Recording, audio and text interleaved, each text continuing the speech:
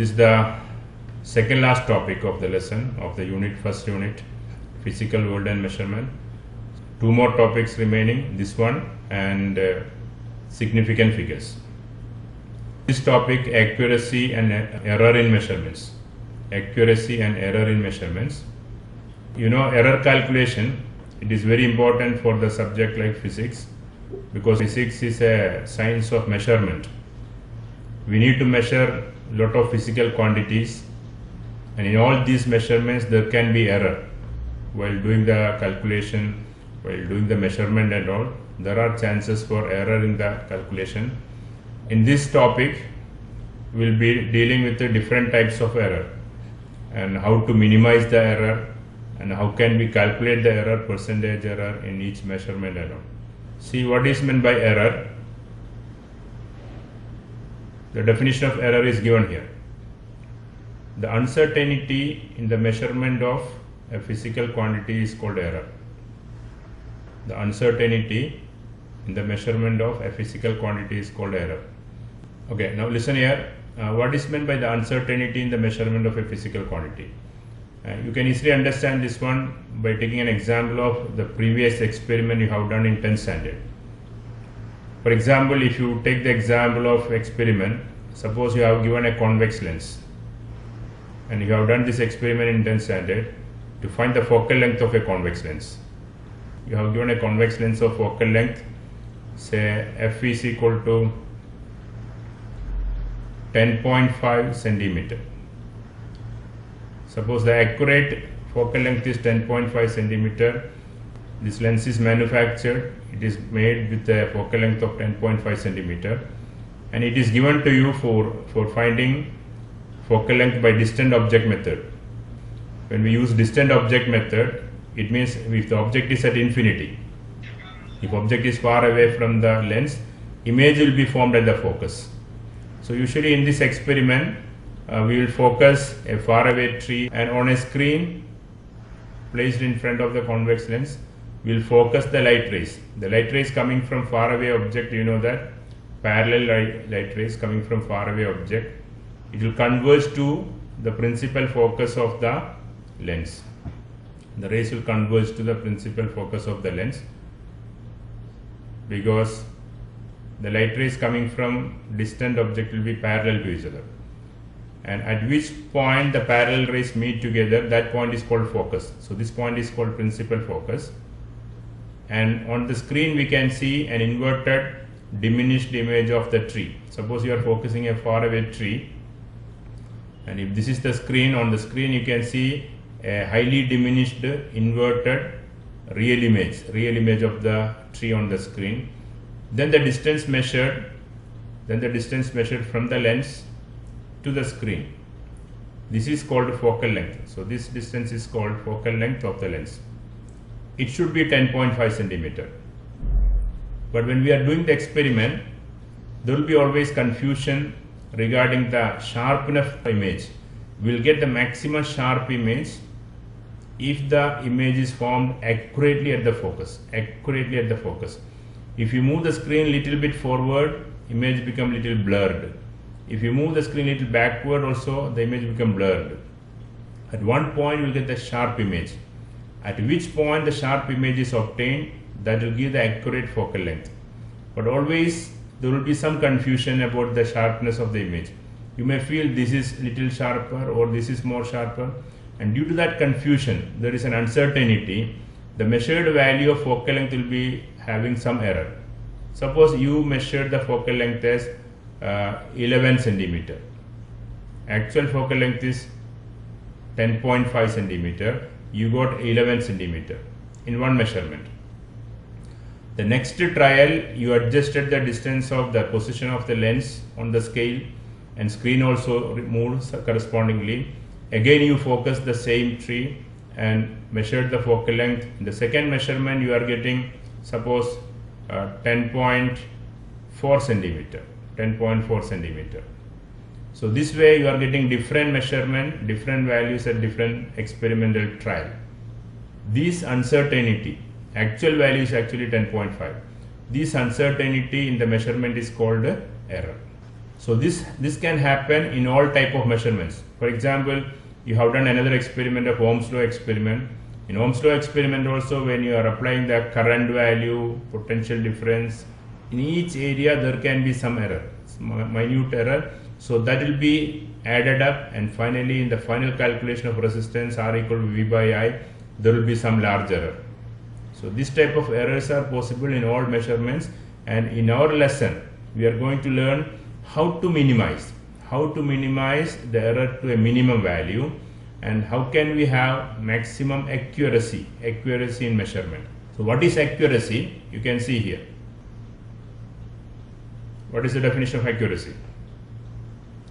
Accuracy of a measurement is the measure of how close the measured value is to the true value of the quantity.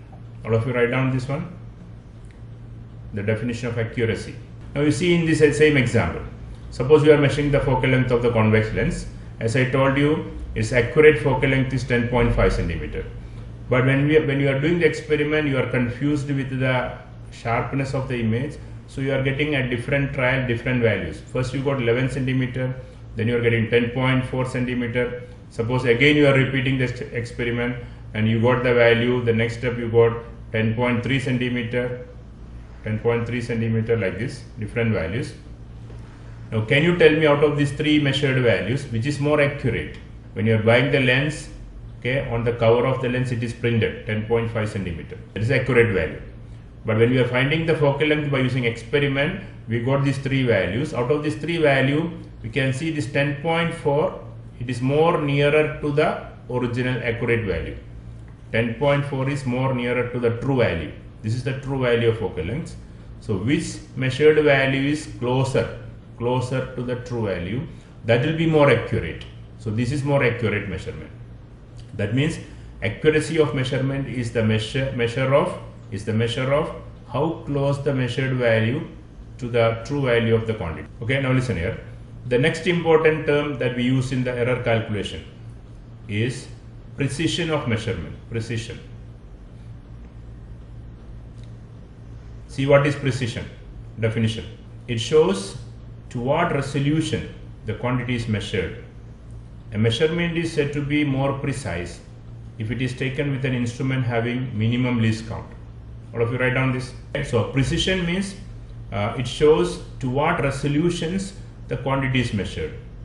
A measurement is said to be more precise if it is taken with an instrument having minimum least count. So in all measurements we should be aware of the least count of the device. All measuring device will have a least count. You know what is least count means? Every measuring device will have a least count. Least count means the minimum possible measurement that can be taken by using that instrument. If it is a ruler, it is used for measuring the distance, so we can measure minimum 1 millimeter from this ruler.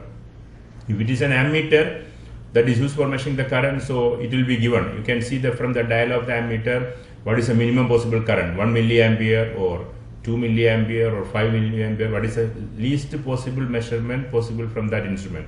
So all measuring instrument will have a least count. And how to find out the least count? That is like this.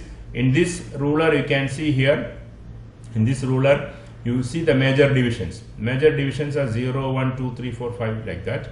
So if you take two major divisions, say for example 9 and 10. 9 and 10 has two major division. Difference between these two is 1. 10 minus 9 is equal to 1. So 1 is the difference, 1 centimeter is the difference between two major division, because it is 0, 1, 2, 3, 4, like that. So 1 centimeter is the difference between two major division, divided by how many subdivisions are there in between? 10. 10 are there. So the difference between two major division divided by number of subdivision. Here subdivisions are 10. So 1 by 10 is equal to how much? 0.1. 0.1 centimeter is the least count. Or we can say 0.1 centimeter means 1 millimeter. 0.1 centimeter means what? 1 millimeter. 1 millimeter. So this ruler is having least count 1 millimeter, means you can measure up to the accuracy of 1 millimeter. Suppose I have given you a small paper. The small paper is having thickness less than 1 millimeter. Can you measure it by using the ruler? No. No, because accuracy is not enough. Or suppose I am giving a small wire, and that wire is having thickness or diameter of the wire is 1.2 millimeter. 1.2 millimeter. Can you get that 1.2 millimeter from this ruler? No. 1 we can get, 2 millimeter we can get. In between, if it is coming some value, we cannot measure it accurately. So its accuracy is less because least count is only 1 millimeter. And if you want to get more accurate measurement, more accuracy, we have other devices. We have other devices with the least count less than 1 millimeter. With the least count less than 1 millimeter. We have two devices. One is called vernier calipers, other is called screw gauge. They are used to measure very small distances less than 1 millimeter. I will show you these two. Okay, this one is screw gauge. This is screw gauge. In this screw gauge, you can see here two studs are there. In between the stud, you have to keep the object. Okay, and there are two scales on this. One is the main scale, that is straight one. This inside one, this is main scale, and there is a circular scale here. This is circular scale. And by rotating from here, we can adjust the distance between these two studs. Okay, and if you want to measure the diameter of a wire, you can keep the wire here at this point and rotate from here, make these two in contact, touching each other. Then we have to make the measurement. We have to take the measurement.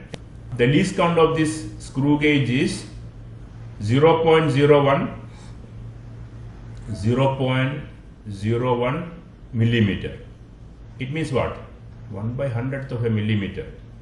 If you divide 1 millimeter by 100, you will get how much? 0.01.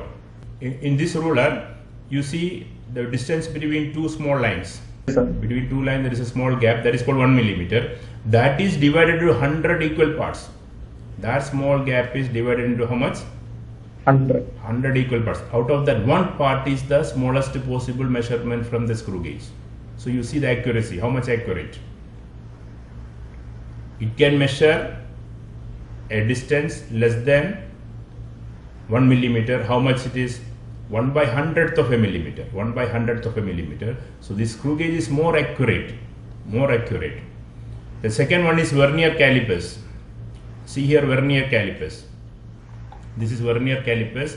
In this vernier calipers also there are two scales. One is the main scale here. You can see this lengthy one is main scale. And there is a short scale from here to here. It can be moved, it can be slided on the main scale. And this small scale is called vernier scale.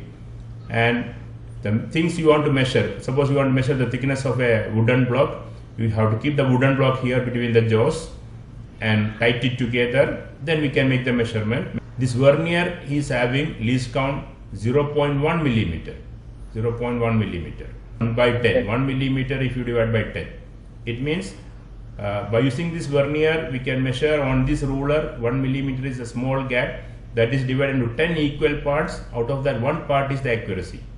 One part is the least count of vernier. So vernier is having least count 0.1 millimeter or 1/10th of millimeter, and screw gauge is having least count 0.01 millimeter. So which is more accurate? Screw gauge is more accurate because it has 1/100th of millimeter least count. Now next we have to deal with errors. What is error? Already we defined here. What is error? Uncertainty in measurement. Yeah. Error means, error is the uncertainty in the measurement of a physical quantity. The uncertainty in the measurement of a physical quantity is called error. And this error can be of two types. There are two types of error. One is systematic error. This is systematic error. Systematic error. Systematic error means this error is due to some known causes acting according to a definite law. It arises due to instrumental error, imperfection in experimental procedure, etc. So this systematic error is due to some known causes acting according to a definite law. It arises due to instrumental error or imperfection in experimental procedure. So the error will be repeated regularly. In all observation, the same error will be repeating systematically. That is why it is called systematic error. All of you write down the definition. So what is systematic error? I will give you an example. This year in 11th class, we have an experiment. The experiment is based on Newton's law of cooling. Newton's law of cooling. In that experiment, you will be given a calorimeter. A calorimeter is a copper vessel, and it is kept in a wooden container, okay, insulated wooden container, and also will be given hot water, and also a thermometer will be given. Hot water and thermometer will be given. And the experiment is you have to note down the temperature, initial temperature. Suppose you have given hot water with the temperature, initial temperature say some 95 degrees Celsius. 95 degrees Celsius is the temperature, and the room temperature you noted that time, the lab, inside the lab the temperature is say some 25 degrees Celsius is the room temperature. Then you can see the temperature will fall down. So each 2 minutes, after each 2 minutes you have to note down the temperature, and you can see in the beginning the temperature will fall down very fast, then it becomes slowly. And if you plot a graph, you will get Newton's law of cooling graph. You should get a graph like this. The graph plotted should be on the x-axis we will take the time, on the y-axis we will take the temperature in Kelvin. When we plot the graph of this experiment, we will get a graph like this. Initially sudden fall, then slowly, and finally it becomes flat like this. It means at this time the temperature will be room temperature. This will be 25 degrees Celsius. So we should get a graph like this. This is Newton's law of cooling graph. But while doing the experiment, suppose a fan was working in the lab, just above you a fan was rotating, then you know from 9th standard you studied the factors affecting evaporation. What are the factors affecting evaporation? Wind. The wind speed, the area, okay, the temperature of the surroundings, many factors are there.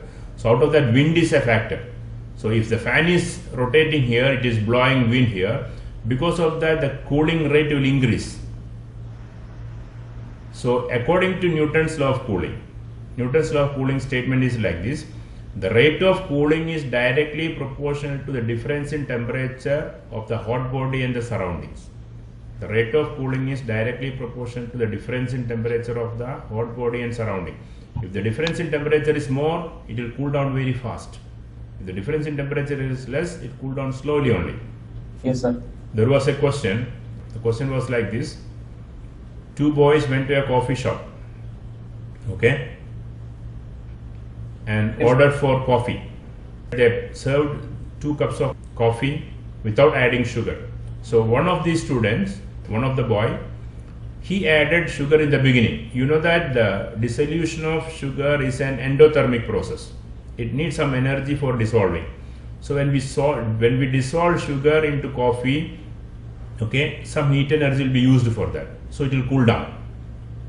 So the first boy, he added sugar in the beginning, okay, and the other boy, he did not add sugar, but they did not start drinking there. And while talking, the first boy, he added sugar and stirred it well. The other boy, he did not add sugar. Suppose they keep on talking for 10 minutes. And after 10 minutes, when they started drinking the coffee, the other boy also added sugar. And that time, while adding sugar, some heat energy will be used for dissolution process. So some heat energy will be lost while dissolving sugar. Now my question is, out of these 2 boys, one boy added sugar in the beginning, the other boy added sugar at the time of drinking. Which coffee will be hottest? Or whether both will be same temperature, or which will be more hot? Means the boy, he added sugar at the time of drinking. Yes, sir, that. Yeah, you are perfectly wrong. You are wrong. The first boy coffee hottest based on Newton's law of cooling. You know the reason? Because initially both of them were provided coffee with the same temperature. When the first boy, he added sugar in the beginning, some energy will be used for dissolving the sugar.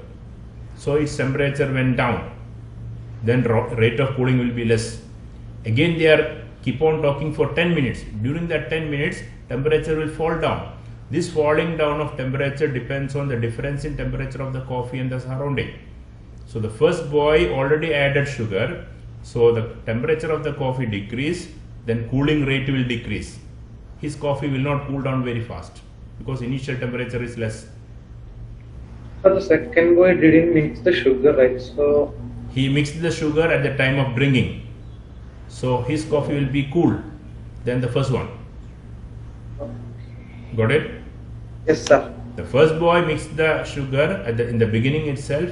The second boy mixed the sugar at the time of drinking. So his coffee was remain very hot during the 10 minutes time of talking. That time it will cool down very fast. Rate of cooling will be very fast. You will not get the accurate shape of the graph like this. Got the point? Yes. And when you repeat the experiment, the error also will repeat because the fan is keep on rotating. The error also will repeat systematically. While doing Ohm's law experiment, suppose this is ammeter. This is ammeter for measuring current. Okay. In this ammeter, you can see there will be a needle. Needle is here. And on the dial you can see here dial is written, on the dial it is written 0 here, then it is 1 ampere, 2 ampere, 3 ampere, 4 ampere like this. Readings are there.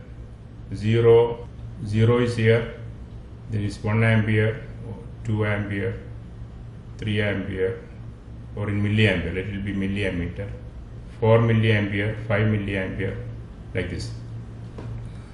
So usually when we are taking measurement from an ammeter, the needle should be, if current is not passed, if current is not flowing through the ammeter, the needle should be at 0, isn't it? Yes, sir. But because of some mistake, the needle can be already at 1 milliampere.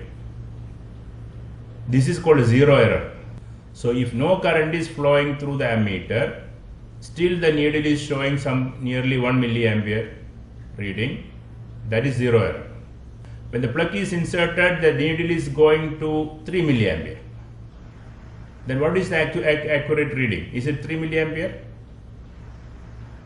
When the current is passed through the ammeter, the needle is moving to 3 milliampere. Then what is the accurate current value? Is it 3? No, sir. It is less than 3 only, because 1 milliampere already it is reading. Without current also it is reading 1 milliampere. So your reading will be only 2 milliampere, correct? Yes. If you are not aware of the zero error of the device, and if you are directly taking the reading here as 3 milliampere, then next also you are taking according in the same way, this error is repeated systematically. Yes, sir. In all measurement, there will be a 1 milliampere error will be there. In all measurements, this zero error will be added up. To avoid such error in the beginning of the experiment itself, you should make sure that this needle should be at 0. Or you can, if it is not at 0, you can adjust. There is a special screw for that, for adjusting the needle to the 0. Otherwise, in your all readings, there will be a systematic error of 1 milliampere. It is due to instrumental error. Now the last one, that is random error. From the word itself it is clear, random error means the errors which occur irregularly and random in magnitude and direction are called random error. The error which occur irregularly and random in magnitude and direction are called random error. All of you write down this statement. Listen here, random error, the errors which occur irregularly and random in magnitude and direction are called random error. Usually it happens in our experiments. When we are doing the experiment, when you are doing the experiment in a group activities and all, there are more chances for random error. For example, have you done last year Ohm's law experiment in 10th class? Suppose you are doing Ohm's law experiment in a group of 5 students. 5 students are there engaging in one experiment. You made the circuit and all, and one boy is standing just in front of ammeter. When we are taking reading from ammeter and voltmeter, you have to take care, the person taking reading should be taking the reading by keeping his eyes just above the needle. You should look to the ammeter with your eyes just above the needle. Otherwise, there will be parallax error. Parallax error will be there. If you see from this side, the reading will be less than original. If you see from this side, the reading will be more than original value. If you see vertically above the needle, that will give the accurate value. Suppose when you are doing the experiment in a group, first one boy is saying the value. Okay, when you are passing the current through the ammeter and reading, taking the voltmeter reading, ammeter reading, one boy in the first reading, the first measurement, one boy is standing just in front of the ammeter, looking just above. He is saying it is 4 milliampere. That is accurate value. There is no error in that. But in the next trial, another boy is standing at the left side, looking from this side and saying it is 4.2 milliampere. There is a 2 milliampere error in that. Got it? And Yes, sir. another trial, another boy standing this side is looking from this side and saying it is 3.8 milliampere, 3.8 milliampere, less than 4. Again, there is error in that. So if at different trial of the experiment, different students standing at different points, they are measuring the readings of ammeter. So if the students, they are not standing just above the needle, if the students are not looking from just above the needle, if they are looking from left side or right side, there will be error, and that errors are coming sometimes more than original, sometimes less than original value, because it is irregular in magnitude and direction. Okay, it is having irregular magnitude and direction, and such an error is called what? Random error. Any particular definite law is not due to any instrumental problem. It is because of the person, carelessness of the person doing the experiment. And it can happen in different ways. It can happen in different ways while doing the experiment. To avoid that or to reduce that random error, usually we repeat the experiment many times and take the average of that. When you repeat the experiment 4 or 5 times and take the average of that, we can minimize the random error. We can minimize the random error by repeating the experiment and taking the arithmetic mean of the value. Got it? Yes, sir. But the systematic error we can minimize by selecting best instrument without zero error, best instrument. And also, if you are selecting the best experimental procedure and best instrument, we can reduce systematic error. Thank you, sir. Thank you.